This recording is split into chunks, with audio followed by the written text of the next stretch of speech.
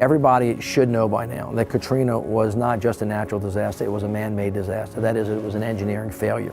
So the federal government has come back into the city of New Orleans, making sure that we have sustainable levee protection at Category 3 levels. The entire city now is protected by a much, much stronger and much more robust system of levees. They call it a risk reduction strategy. The $14.5 billion hurricane and storm damage risk reduction system is a 133-mile long perimeter of levees, flood walls, and gated control structures that's designed to defend against the storm surge associated with a 100-year storm event. The first thing the Corps did was to work very hard to understand what happened during Katrina, and then to take those lessons learned and apply them to post-Katrina efforts. The Corps made major changes to material and construction requirements, but also fundamentally changed the concept of how the perimeter was developed around the city.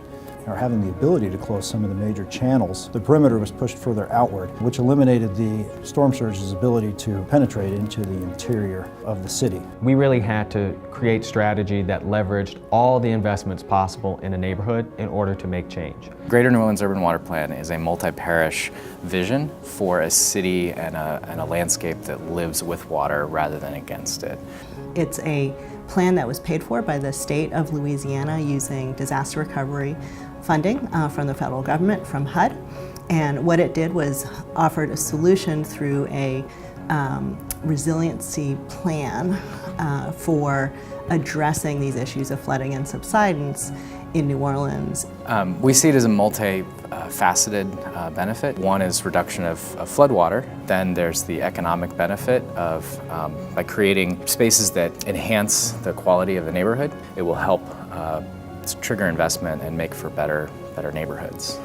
And the happiness is that the city itself, the officials, the citizens are beginning to see that opportunity.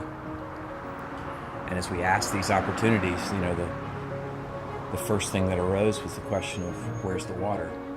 But if we start to uniformly, resolutely ask that question, and that's the urban water plan, where we're looking for where we can put the water and then how that water transforms our identity and how that identity is attractive to others so that we have reinvestment.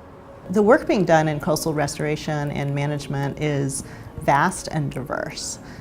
We have challenges that we're facing that range from what's happening on the coast in terms of subsidence and coastal erosion. If you think 50 years from now on where we will be as far as land loss in our state, if we don't do anything to repair our coast, then we may lose a lot more. So by implementing coastal restoration, we're actually building resilience. Wetlands buffer storms, and they will keep the storm farther away.